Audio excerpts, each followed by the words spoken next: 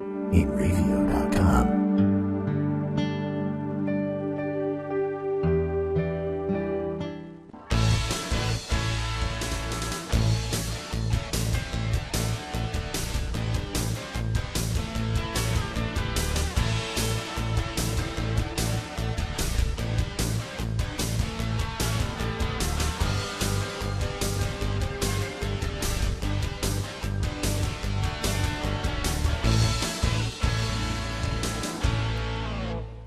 Hello again, everybody. This is Joe Larson, and you're watching the 505 on Racing Show live from New York. Welcome. Welcome to another Monday night of race talk with our good friends and buddies, whether you're in the chat room or just watching online or going to catch this during the week. So welcome. I want to welcome everybody. Yeah, lots of stuff's going on in Pocono this weekend for the top two series. The trucks are in Texas, the modifieds were off, and a lot of stuff going on in the racing world. But today, I was sitting around, and for those who know, I have a lot of time on my hands, so I was sitting around looking at the point system. And those who are regular viewers know, I normally, after I give the results, especially at this stage in the season, I'll give the top 10 in points. But it really doesn't matter because it all resets with the playoff system anyway, so I kind of stopped doing the points. So I looked back at some of the point systems and the way they did the points, with they being NASCAR, over the years. And there's no secret, Richard Petty is one of my favorite guys. He is my favorite driver of all time. And I go back to 1967, long time ago, a very long time, like 50 years ago. And that was the year Richard Petty won 27 races. So I looked at the points for that year, and I was looking at how they came down. Now, looking at 1967, Richard Petty had 27 wins that we just said out of 48 events. 48 events entered, and he won 27 of them. 19 poles that year. One of his wins was on Long Island at the Islip Speedway, which people still can't believe that at the time the Grand National Division came to Long Island, was part of the circuit. Now, I look at the second place guy, or third place guy, I should say, Dick Hutchinson. He only won 2 races, and he only entered 33, but was second in points, or third in points. Now, David Pearson only ran 22 events, and he finished 7th in the points.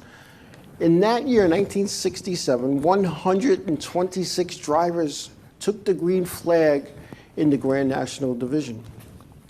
Now, here's how the points were determined.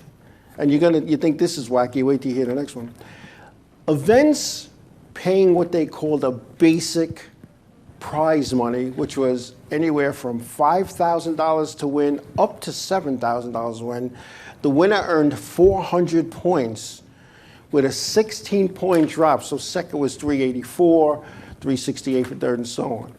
Now, any races that paid over $7,000 and up to 10, the winning driver earned 500 points with a 20-point drop. So second was 480, third was 460, and so on. Races didn't pay more than $10,000 back then, so that was how it worked. Now, some of these teams, and when you look at it like this, Dick Hutchinson, who only ran 33 events out of Richard Petty's like 48, he only went to the higher paying races and had decent finishes. Richard Petty went to just about every event they had on the schedule, wherever he can go, sometimes one place Friday, next place Saturday. And you look at that, you look at what a convoluted point system. You would think. Let's go to 1973 when the points were changed. It was a one-year trial. It failed miserably. The points were based on track size. So the track size determined your points. Now, any track that was under 1 mile in length, you received 0.25 points per lap. So if it was a 400 lapper and you won, you got 100 points. It didn't say with the breakdown when I looked it up. Tracks that were over a mile, but less than 1.3, you earned a half a point per lap. Tracks that were 1 1/3 in length, you received 0.7 points per lap. You received 3/4 of a point for every lap for tracks that were 1.5 miles in length. Tracks at 2 miles or more, you received 1 point per lap. And tracks at 2.5, like Daytona, Talladega, you received 1.25 points per lap. So at Bristol, which was less than a mile, and if you won that, it was 500 laps, you got 250 points. You go to Michigan, which was 2 miles in length and was 200 laps, you got 200 points. Kind of hard to do that, to keep track of all this. You know, it was weird. Now let's go to 1974. You'd think it was complicated in 73. In 1974, this is how the points went. Again, very complicated. The race winnings in dollars multiplied by the number of races that drivers started, divided by 1,000, determined the points earned. Now that's kind of hard to do race to race, because there were no computers back then. This was all hand figured out with calculators and adding machines, and you might not know what your points were race to race. Think about how insane that was. See, NASCAR's not just making silly decisions now. They made silly decisions from the get-go. Now, it changed again in 1975 because that 74 system was horrible. It changed again in 75, and it was used till 2004, where you got 185 points for the win, 5 points for leading the lap, and 5 points for leading the most laps. And that stayed again until 2004, when they did the chase, which is now called the playoffs. So, you know, you look at some of the things that they've done over years, and there was a year, and I wrote it down, but I forgot what. There was a year that whatever points you earned at Daytona, you received every event for the rest of the season. So if you received, we'll make a number up, 100 points at Daytona, you got 100 points every race. That is if you finished first or second. Everybody else, it didn't matter. So now you look at the finish at Daytona that year, and I can't remember the year, and I apologize for that. Richard Petty wins the Daytona 500, Cale Yarborough second. Now you get to keep those points every week for the rest of the season. Who's going to be first and who's going to be second at the end of the year? The guy who wins the Daytona 500. Kind of crazy, isn't it? Just like this. I know segment racing is making it a little more exciting, and I know the announcers were probably schooled in how to make it appear exciting, and it makes it so nobody's just riding around for 199 miles and they're racing most of the race. However, sometimes it's more about the TV than what it is for the fans in the stands and for the teams itself. And TV puts a lot of money, don't get me wrong. The TV networks put a lot of money into not only NASCAR, but all the other sports that they televise. And when you look at the trickle-down effect in dollars and cents, and we're talking billions here. We're not talking chump change. We're talking billions. These teams are getting ripped off, if you ask me, because none of that TV money is filtering down past the top levels.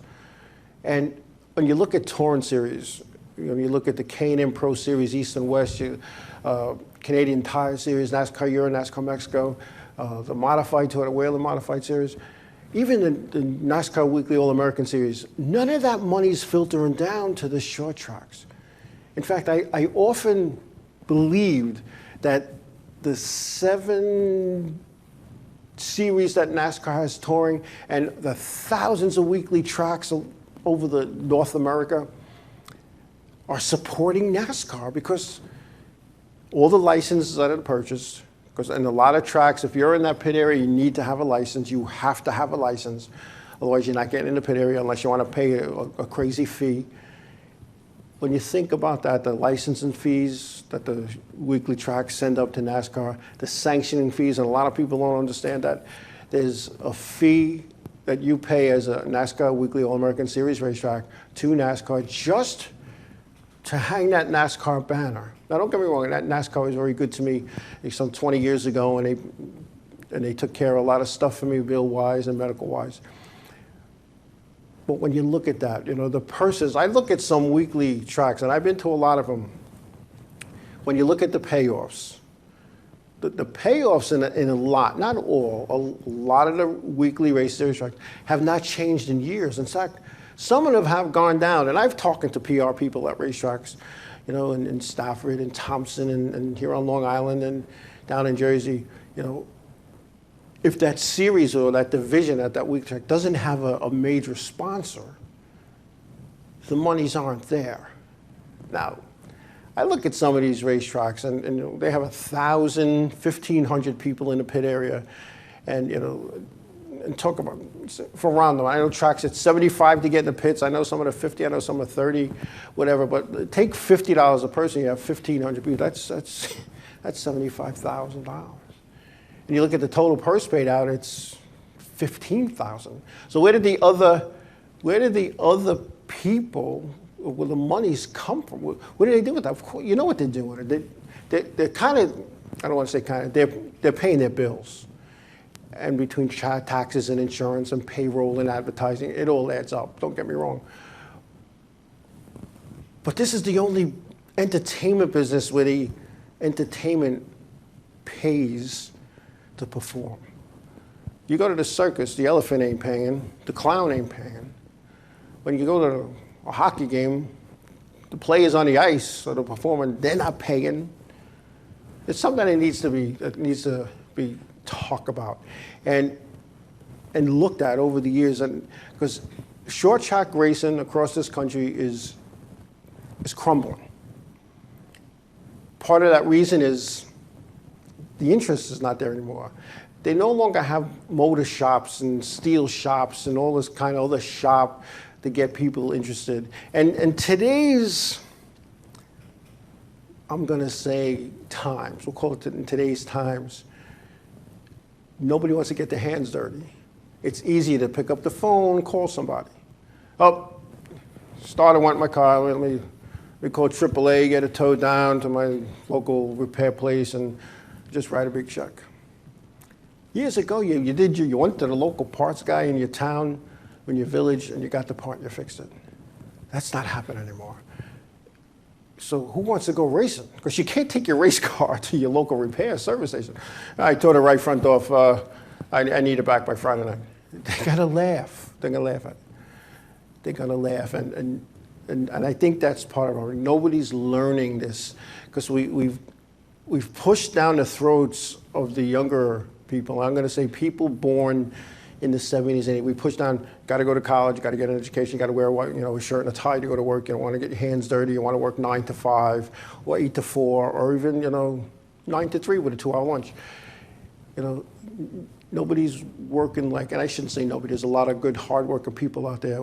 Whether you're a good, hardworking lawyer, a good, hardworking garbage man, or a mechanic, everybody works hard. Nobody goes to a job and says, I'm going to slack off today. But you get people interested. I got interested in racing because it was in the family. But friends of mine got interested in racing because a guy around the corner had a race car. And we used to sit on the street and watch him work on it. We were into it. But you know what? There's something needs to be done with some of these purses and to help these local guys stay on. And when you go to tracks that have 5 and 6 divisions and there's 15 cars in each division, I don't think that's good business. I think what they need to do is, let's go to 3 divisions. Let's put on a solid, serious show and say to those drivers in the other divisions that you're not going to have anymore, you have like a 2-3 year time frame, grandfather clock, to meld into what's running. the car counts will be better, the race will be better, and you'll be having more seat time because of the additional laps that you're going to be doing at heat racing. So it's just one of the things that I guess is my pet peeve, and is that kind of stuff. So anyway, we're going to take a break now. When we come back, I want to talk about the Wood Brothers. The Wood Brothers racing have been around Leonard and Glenn Wood for quite some time, and some of the things that's going on with them when we come back.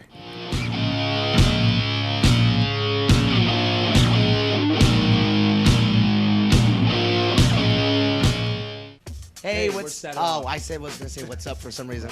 Hey, we're Set It Up, and you're watching the Inravio TV network.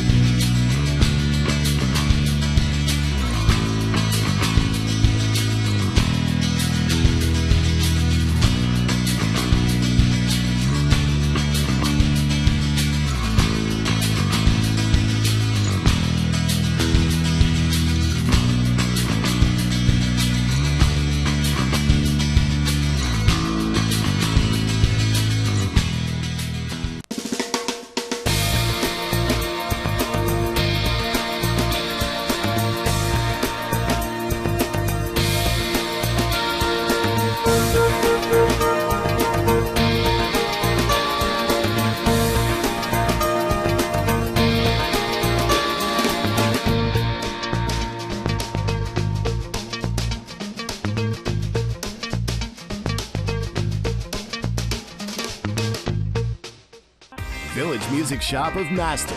1-800-HEY-DUDE, your full-service store with personalized attention, school band instrument rentals and sales, music instruction on all instruments for all styles and age groups, for guitars, drums, amplifiers, PA systems, and accessories. It's Village Music Shop, 1495 Montauk Highway in Mastic. Call 1-800-HEY-DUDE or go to villagemusicshop.com. Hi there, this is Buddy from Less Than Jake, and you are listening to Inravio TV. You're probably watching it too.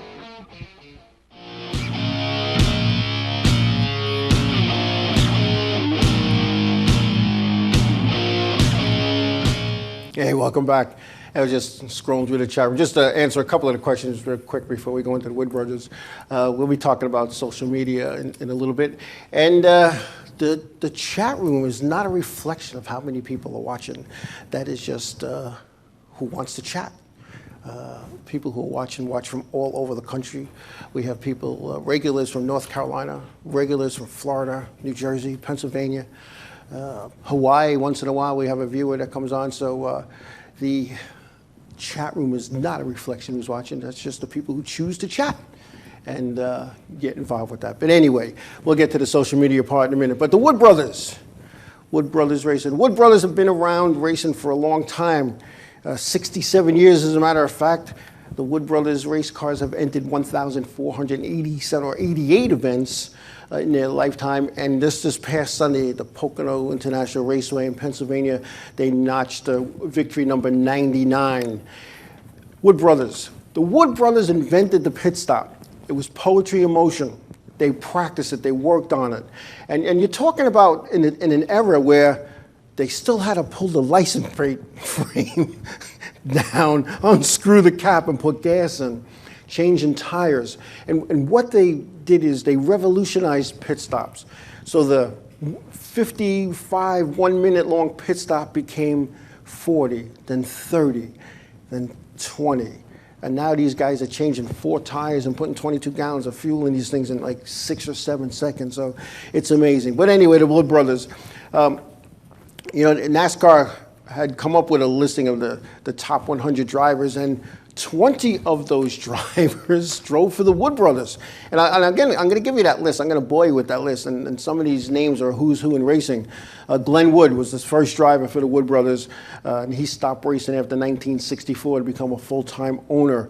Curtis Turner, Tiny Lund, Fireball Roberts, Bob Wellborn, Dale Jarrett, A.J. Foyt, Buddy Baker, Marvin Panch, Junior Johnson, Cale Yarborough, Ned Jarrett, Fred Lorenzen, David Pearson, Joe Weatherly, Ralph Earnhardt, Neil Bonnet, Ricky Rudd, Mark Martin, Bill Elliott, and those are guys in the top 100. And these are only, like I said, the 20 of the top 100 drivers in NASCAR of all time. A lot of Ray Reagan Smith's driven for the Wood brothers. Kyle Petty drove for the Wood brothers. They were just different. A family-operated team working out of Virginia. Their office and headquarters was their home. And they finally realized over the last 5-10 years that they needed to get down south. They needed to get to the North Carolina area so they could be there where all the other teams were, where all the other resources were. And now it looks like they're back. Brothers Glenn and Leonard Wood started the Wood brothers back in a time when you didn't really have car owners. But they started back 67 years ago. And it was so different back then. And and Glenn and Leonard, the brothers, they kept it going. Now, Glenn retired in 1980, and he turned his part of the team off to his son Eddie and Len.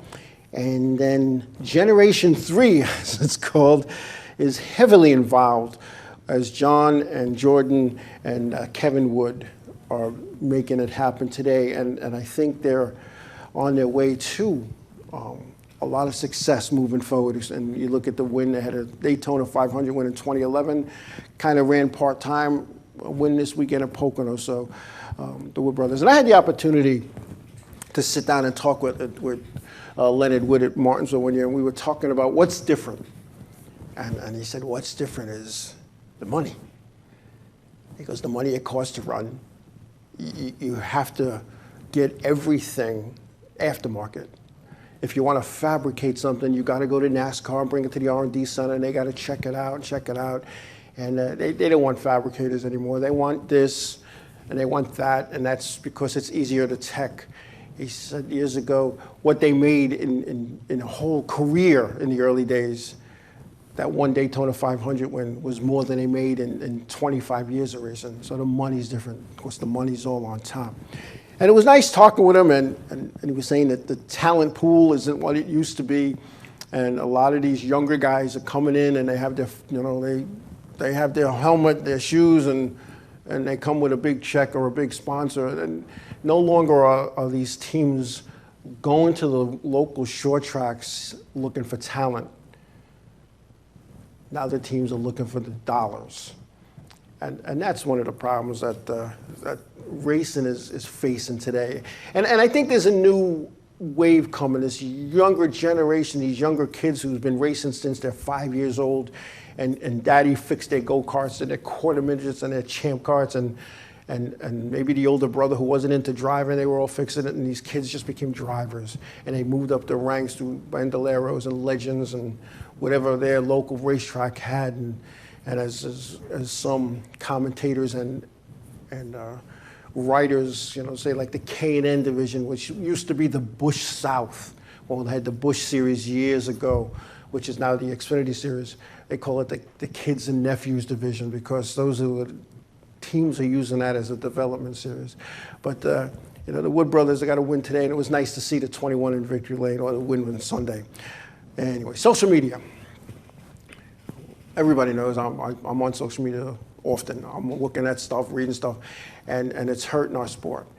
Yeah, there are good websites, and Long Island Needs a Drag Strip, very positive website. They don't allow negativity. There is no negativity because everybody's on the same page trying to get a drag strip built on Long Island.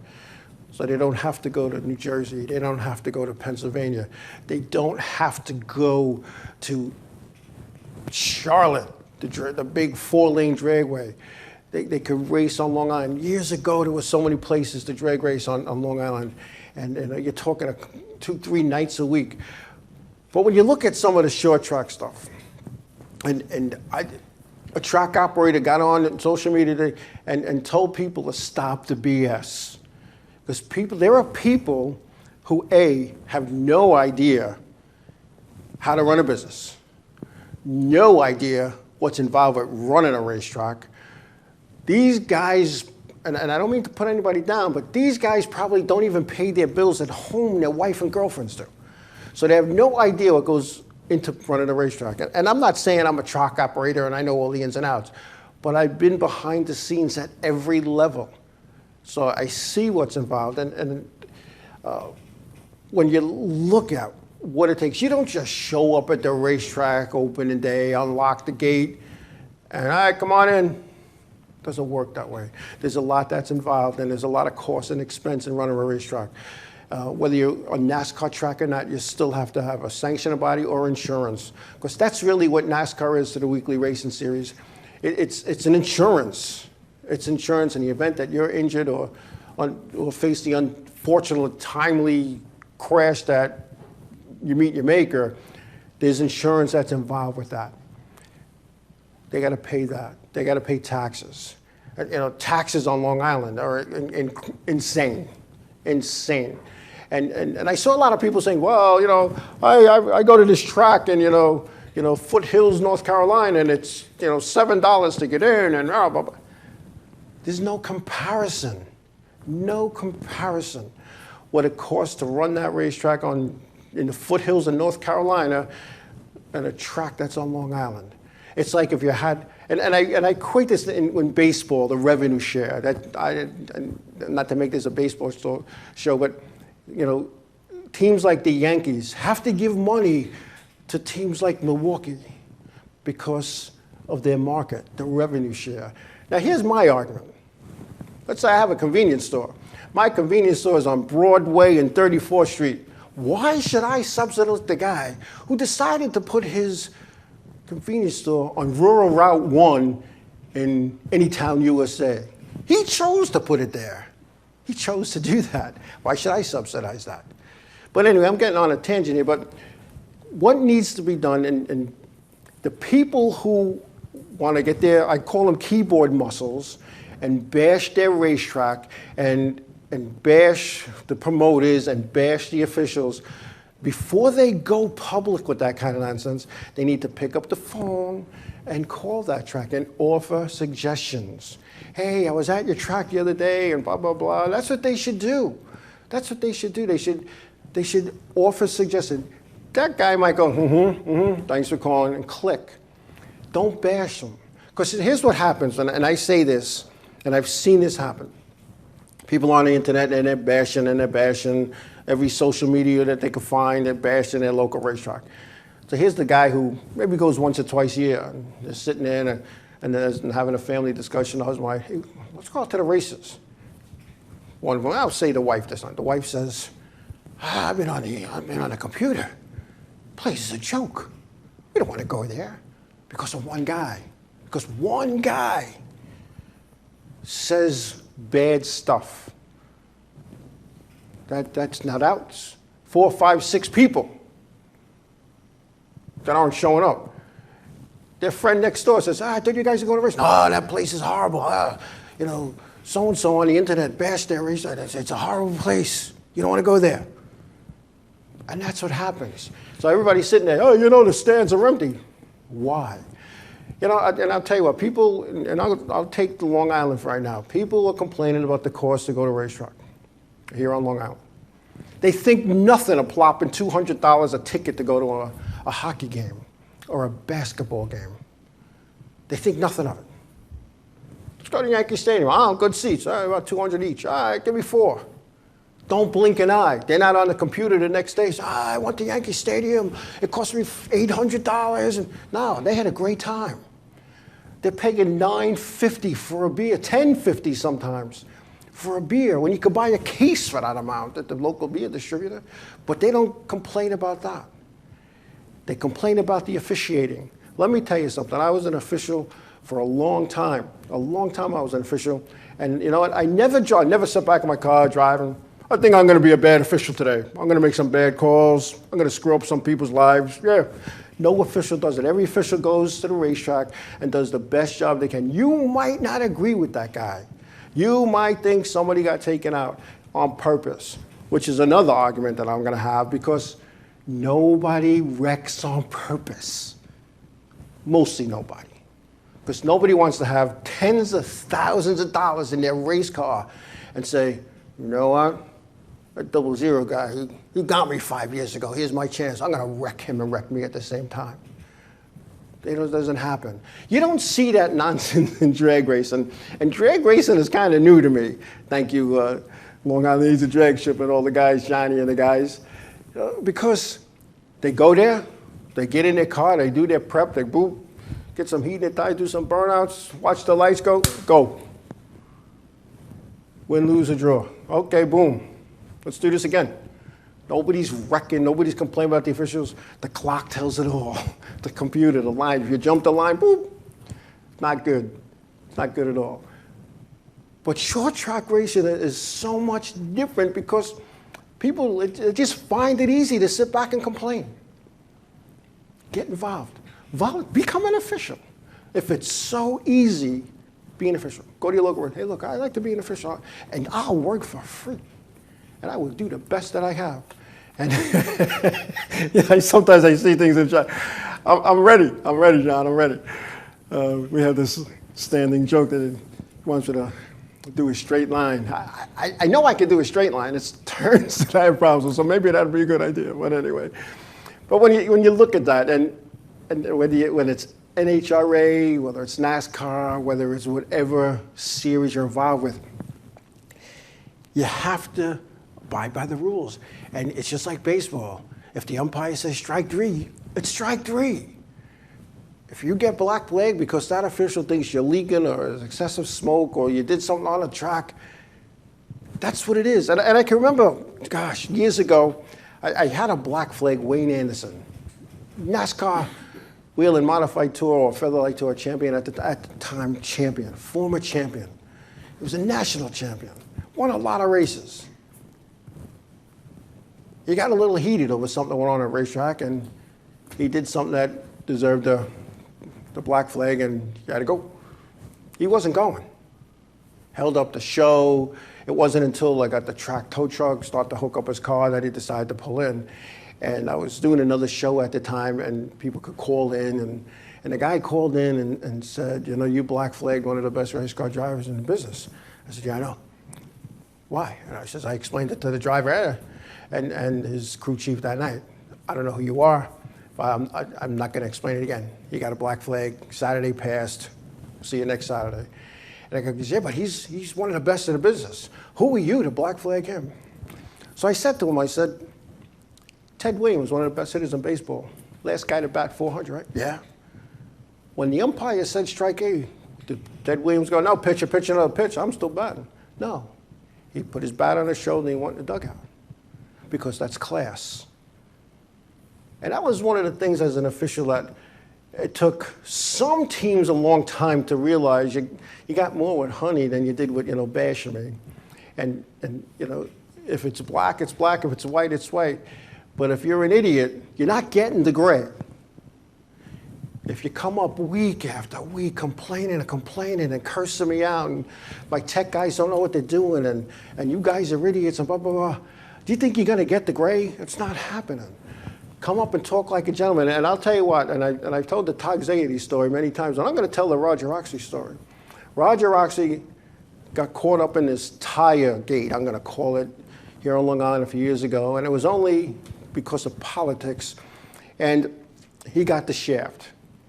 Instead of coming up screaming and yelling, he came to me like a gentleman. And because of the tire infraction, now he got his tires last the following week, and he had to mount them up right in front of the officials in Baltimore's car, and it was a 50-lapper. He started last and he won the race just to prove a point. But the guy was a class act and still is. And that's what you have to remember, and that's what you have to do when you're involved as an official, and try to communicate what's going on. And these people, they get on social media and bash their racetrack and bash the officiating and bash the ownership and bash the promoters and bash anybody who's sponsoring that racetrack. They're going to be the first ones who are sitting on the sidewalk crying when the bulldozer comes and takes the place down. We'll be right back.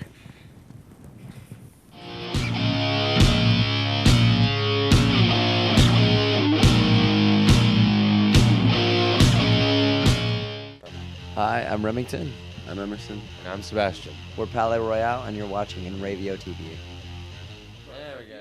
The world of advertising has changed. Radio, TV, and newspaper revenues have declined drastically. Why? Because businesses have realized that advertising return on investment isn't what it used to be. So what can we do about it? Well, that's easy. Advertise online. Own a local restaurant, real estate agency, or even a national retail chain? Whatever your business, Inravio can get your message out there, and we can do it at a fraction of the cost. Call today and see the difference for yourself. This isn't TV. This isn't radio. This is Inravio.com. Hey, this is Chris Less Jake, and if Inravio.com spots you at an event wearing this bracelet, they will give you $100.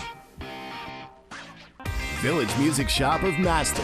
1-800-HEY-DUDE. Your full-service store with personalized attention, school band instrument rentals and sales, music instruction on all instruments for all styles and age groups, for guitars, drums, amplifiers, PA systems, and accessories. It's Village Music Shop. 1495 Montauk Highway in Mastic. Call 1-800-HEY-DUDE or go to villagemusicshop.com.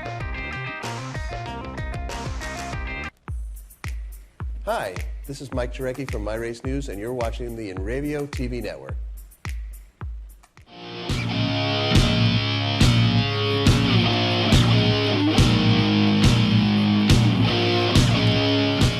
Hey, welcome back. Yes. So, big three race this weekend. Two of them were at Pocono. One was at the Gateway Motorsports Park in St. Louis, Missouri, actually 5 miles out of downtown St. Louis. And the Camping World Truck Series, here's what we got with the results going there. Christopher Bell was the winner, followed by Chase Briscoe. Grant Enfinger was third. Ryan Truex was fourth. Ben Rhodes, fifth. Justin Haley was the sixth place driver. Noah Gregson, seventh. Johnny Sauter finished eighth. Matt Crafton, ninth. And Kaz Gralla rounding out the top 10. In the Xfinity Series, Brad Keselowski was the winner there, followed by Justin Allgaier. Kyle Larson was fourth. Elliott Sadler, fifth. Daniel Suarez, followed by Brendan Gaughan. Cole Custer, seventh. Ty Dillon, eighth. Daniel Hemrick, ninth. And Matt Tifft rounding out the top 10. Kyle Benjamin had the pole in the Xfinity, finished 16th and on the lead lap.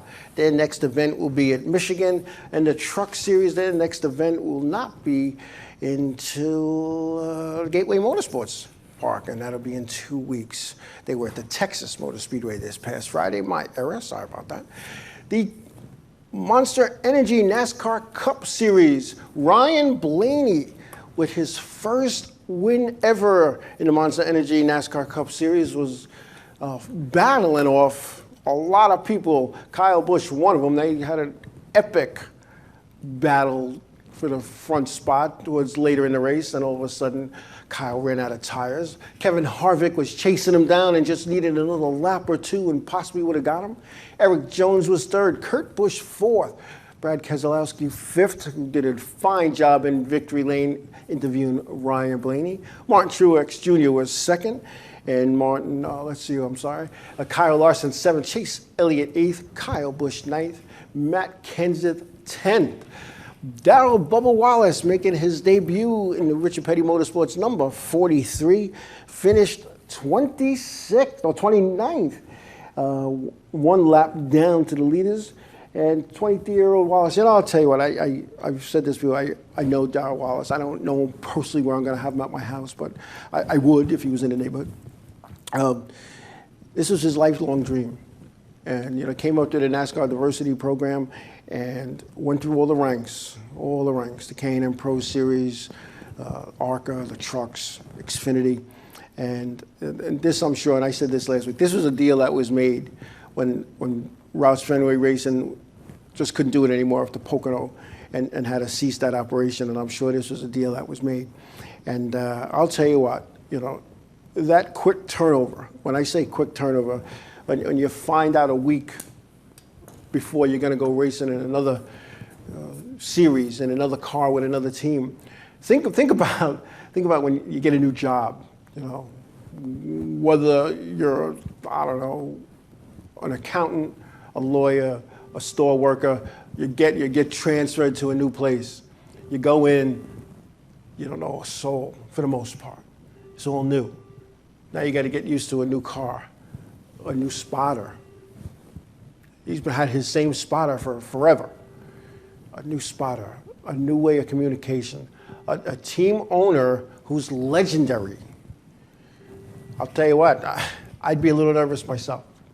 So when you think about what Darrell Wallace is, I think he's going to have some good solid runs in the 43 car, and I wish him well. And I hope this is a deal that once Eric Almirola comes back, I hope they could find another spot at Richard Petty Motorsports with Darrell Wallace Jr., or another sponsor steps up and says, hey, this kid's all right. Let's get him back in that Xfinity car, and let's get him rides in the Monster Energy NASCAR Cup Series as often as we can and give him a full-time ride in 2018. So I think that's something that's going to happen. You know, and good to see, it'll be interesting to see how he fares at Michigan, a fast 2-mile racetrack. It'll be good. And as I said earlier, Ryan Blaney's first win was the 99th victory for Wood Brothers. Blaney is the 19th driver to win for Wood Brothers. And happens to be the 10th different Cup winner in 2017. So maybe this segment racing is helping. You're having a lot of different winners. Nobody's just sitting back and saving their car. You're racing. So Jimmy Johnson had an awful hit into the wall. His car was destroyed, as was Jamie McMurray. I think they both spun and slipped in somebody's oil or brake fluid. So be interesting to see how Michigan fares. Anyway, Danica Patrick, not one of my favorite drivers, but she's out there and I'm not, so I got to give her credit there.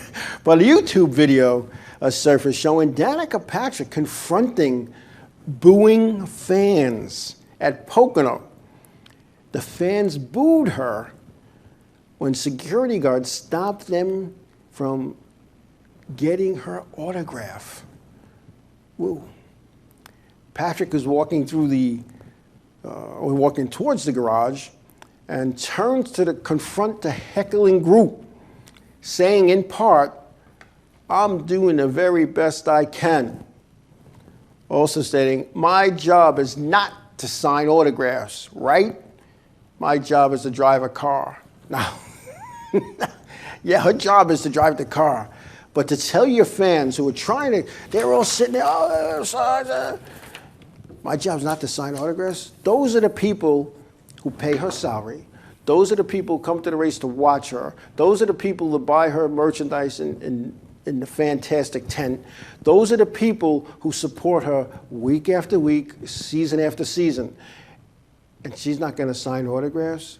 There's a way to deal with that. If she's late for a driver's meeting or is running late because she had to fix her hair and she couldn't get, to where she had to be, and this gaggle of fans is trying to get, all you have to do is say that.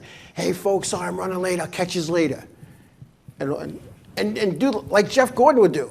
He'd walk and sign. He'd walk and sign. He wouldn't stop.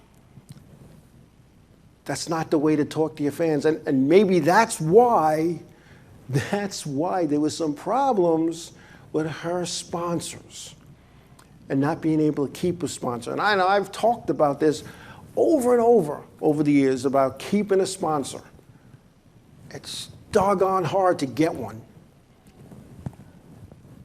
but it's real easy to lose one. And I can remember Juan Pablo Montoya at Martinsville. This woman, an older woman, and older than me, so that's old, was following him around. She had her book, she had her little program and her little Sharpie pen, just following him around for hours. I kid you not. She just went on, but she didn't know how to approach him. And so finally, she got the courage to approach him. "Can you sign this?" And he goes like this, "No, I'm busy," and walked away. The woman dropped the book, her Sharpie fell on the ground, and she just looked at the ground. She was hurt. She was hurt by that. That was her hero. She followed him around for hours. What would it have taken her to just, "Oh, yeah, no problem." You didn't even have to look at her. Just sign. That's all she wanted. He could have scribbled, whatever. Gacos Paisano. She would have held that. She would have hung it on her shoulder with her friends. I don't know. And you can't do that to your fans. Like Tony Stewart, he doesn't sign autographs. And I've been at places, I've been in Atlantic City Convention Center, at a Boardwalk Hall, where the indoor races were going on. I've seen them at Pocono, Martinsville, New Hampshire, Bristol. And and he'll say, no, thank you, I can't. And I remember somebody says, oh, why not, come on. He goes, because if I sign yours, I have to sign everybody's. He said, I don't have time to do everybody's. Did I agree with that? I don't know if I did, but he handled it better. You know, the old time guys, they'll sign autographs till the sun sets, till the last person there wants an autograph. You know, that Silverback saying, welcome, Silverback, long time. You know, they gotta learn where they came from. Without fans, what do you have? Without fans buying the products that are on your fire suit and emblazoned on your race car, without those people, you have nothing. You know, it's like going to the circus and there's nobody in the big tent. What's going to happen eventually? The circus ain't going to make money. They're going to shut it down. Because if they're not making money, because let's face it, we're all in this business to make money. Except the drivers will tell me, I'm not here for the money. Okay, then donate your payoff. Oh, I can't do that. You know, but when you look at those things, how do you do that? Here's a driver, Danica Patrick, who's having trouble getting and keeping sponsors. You don't know who was in that crowd. You don't know who was in that crowd, and you don't know what the opportunity was. You never know who you're talking to. That could be a person. That could be, you know, one of the sponsors sends one of their employees. Just act like a person, will pay your way in, and, you know, follow her around, try to get an autograph, see how fan-friendly she is. You don't think that happens? You're crazy. It happens. It happens all the time. And what happens is now the sponsor calls the owner and the marketing people, and there's a big meeting, and they go up one side, you're down the other. And you walk out of there hurting, because this is your livelihood. Imagine if you were rude to a customer in your business, if you're in a business that has customers, and you're rude to your customer, and you lose that customer. And when the owner calls that call, hey, well, because, you know, that person was nasty, they were rude. How long are you going to keep your job? You'll be fired. Lose your job. This is what should happen to some of these people. These drivers, and I love it in the touring series that they have the autograph sessions in the midway, or they have the pit parties right on the racetrack for people who never had an opportunity to walk on a racetrack. They get to walk on, oh, I'm on the racetrack, and they meet their favorite driver. And all those drivers are signing autographs. They have hero cars and candies and gums and trinkets and stuff that they give, and there's people that just walk around and whoa, and in awe. These drivers in this top series, they need to start doing that. They need to start doing that, and they need to start taking pictures with their fans, and they need to start signing autographs, because eventually you lose your fan base, you're out of business. Oh, well, we're going to take a break. When we come back, we'll start wrapping up tonight's talk of racing when we come back.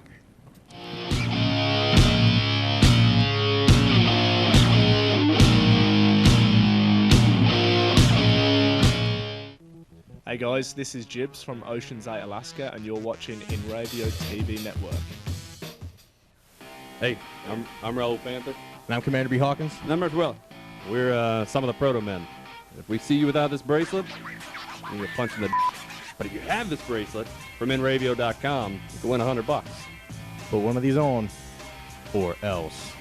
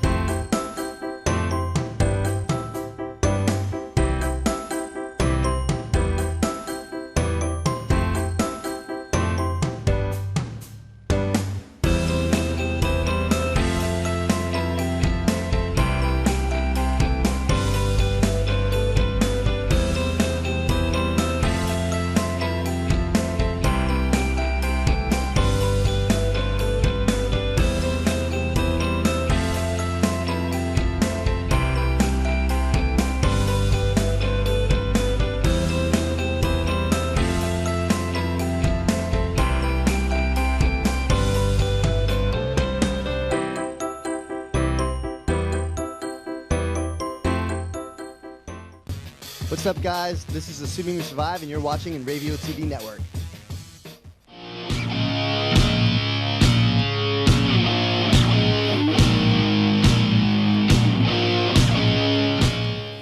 Yeah, I want to get back to talk about that social media thing, and it really bothers me that when I read people bashing tracks, and I'll tell you what, I look back in my days when I was one of the head officials on here on Long Island, and had that Long Island Jam, and you didn't have to say who you were, you could hide behind a fake name, and you know, I used to go on there like Sunday mornings. I used to go, all right, let me just get it over with, you know, and try to nip some of this stuff in the butt. And they were just people that weren't relentless. And no matter what you did, you were wrong. And I can remember it rained all night. The infield was pretty much underwater. The figure eight course was pretty much underwater. And we got there early Saturday morning. My track crew. And we were trying to get the track dry, trying to get the water off the racetrack. And broke our chops, and we got it done, we got it in, and somebody took a picture of me sweeping the water off the racetrack and said, oh, we finally found a job that Joe could do. And I took offense to that. I really did, and you know, because you could hide behind your name and all that kind of good stuff. And I was like, here I am, I'm like the race director. I don't need to be out there doing that. I have people for that. But one more set of hands, hey, you know what, maybe we'll get it done quicker. And that bothered me. And you get these people, and hiding behind fake names. Well, thank goodness the Long Island Jam and J.A. Ackley and the people back then changed that. You had to have a real email, you had a real name. And there was a couple of people, their bashing continued. And even though it was supposed to be only the Long Island Jam people and who you really were, if I asked, I was told who. And so I always got to the racetrack early, and I'd stand by the gate. My office was like right there. And I'd stand by the gate, and as one of those bashers would come in, I said, hey, make a fake name. Hey, Pete, you got a minute? Hey, yeah, what's up? Yeah. And they give me this, oh, you're doing a good job. And I'd get the printouts of what he wrote. And you could tell right away that they're caught, because they give me this look. I said, I'm here now in my office. I don't have my official clothes on yet. And you're here. Now talk to me. They have nothing to say, but they can get computer muscles and say all they want. And I'm not just talking about me as an official. I'm every racetrack across North America. And I can recall a racetrack, and I can't remember the track's name, but the track operator shut the track down because what happened was his family went to church on Sunday morning, and his wife and children were attacked by a fan, not physically, but verbally, in church over racetrack stuff. And the guy the person didn't even go to the racetrack. He read it online. He read it in their local, thing. And he says, I don't need this. It's not worth it. It's not worth the little bit of money I make, because let's face it, if you're going to own a racetrack, you better have another business subsidizing that. Or actually, your other business needs to subsidize the racetrack, because you only have 25, 30 weeks maybe to operate. You get 4 or 5 rainouts. You just lost 20% of your income. Think about that. Think about you're working and you're making, I don't know, $1,000 a week. And that year, you get a 20% hit, you're only making $800 a week. Now you understand. It's not easy being a track operator. It's not easy being an official. And if I go back to my officiating days, and I had people that came to me and actually didn't come to me. They called my house. My kids were babies, and when I say babies, they were little. And they'd call my house and tell my wife at the time, they say to her, you and the kids might want to get out because we're going to blow your house up tonight. One guy threatened to shoot me. He goes, after the race, I'm going to shoot you. So you might want to, get away your butt, because there ain't enough people around. And one driver said to me, he goes, all your official friends aren't going to be around tonight when you're leaving. It'll just be you and me. I didn't need that nonsense. And it got old, and everybody wants to fight you. And then God forbid you take a shot, you defend yourself. You're the bad guy. You're the bad guy. And I can remember the situation. The season was over. The feature series, the modifieds, the title came down to like the last race, the last couple of laps. And the guy who finished second comes into my office at the end of the night, and he takes an American Express gold card and he throws it on my desk. And I'm not going to say who it was, and those who were around didn't know. And I said, "What is that?" He goes, "Well, the other guy paid you off, so maybe I'll win the championship next year, so that's yours to use." I took it, I handed it back to him. I said, "You need to get out of my office." So he gets out, he slams the door, and my daughter was with me, and I'm going to say she might have been 5 or 6, one of my daughters, and we're just walking around. She wanted to see the cars and get some autographs and stuff. And all of a sudden, the guy wants to fight me. He's chest bumping me, and I says, I got my kid here, you might want to stop. And verbally, he got a little loud, and there was a local columnist for a racing paper, and he wrote this whole big thing about, what he saw that night, and he was embarrassed and for racing, and that this thing took place in front of other drivers, owners, friends, relatives, and he put, and I forget, in quotes, "Yes, even little children," which was my daughter, and I was the bad guy. I'm walking around with my kid. The guy wants to fight. The season's over. You didn't win the championship, dude. You didn't win the championship. And sometimes one of the things that you have to deal with is you have to deal with promoters who are doing the wrong thing. And they want you to officiate with a ledger book. And what do I mean by that? Well, this guy sponsors this guy sponsors that, this guy gives us this, and this guy gives us that. And this guy just signed on to sponsor the division, so his car is so-and-so, you can't make any calls against that guy. And this guy goes through tech, he's been supporting the track for forever, so you can't do anything. I had a competitor who his motor was so illegal it wasn't funny. He finally wins a race, and the tech guys come to me and say, "We got a problem with his motor." And I go, "What's the problem?" "Well, I guess he's DQ'd." And the guy's wife comes up to me, "I'm going to the promoters and this will be reversed." All of a sudden I get a call coming to the office. He's going to fix it, let it go this time.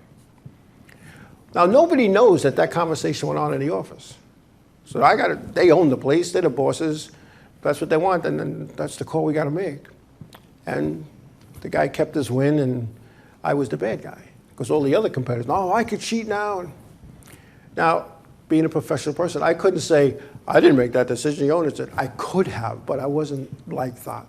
And maybe now I might say that. I might bring the competitor and us and the owners and whoever and sit down and talk about it and let them make the announcement.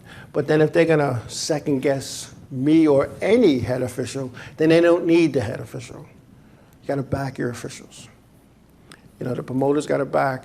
You're paying these officials, in some cases, a lot of money, some cases, a little bit of money. And you got to back them. You got to back them. And if you're not going to, then you don't need them. And even if they're wrong, you got to back them. And you can't take personal feelings into account. You can't say, "Hey, we don't like that guy, so let's get rid of him. Let's make him race somewhere else." You can't say, "Hey, I had problems with that guy 20 years ago, so he has a history, let's get rid of him." No, every situation's unique. And so if you're out there bashing your local racetrack, please stop. If you're out there bashing the officials who work hard and put in long hours for very little pay, please stop. Everybody does the best they can, just like the driver you root for does the best that he or she can do on any given Saturday night. Don't pick on the tech guys. All they're there is to report the findings. If the car that you're involved with or own or drive or root for is illegal and the tech guys find it, it's illegal. And that's the end of the story. Anyway, we're going to wrap it up here. So I want to thank everybody for taking time out of your busy schedules, and it's good to see Silverback back in the chat room. And wherever your endeavors are going to bring you this weekend, please be safe, please be careful. Give somebody a hug, tell them you love them, God bless you all, and we will see everybody next Monday night. Have a good night. Thank you.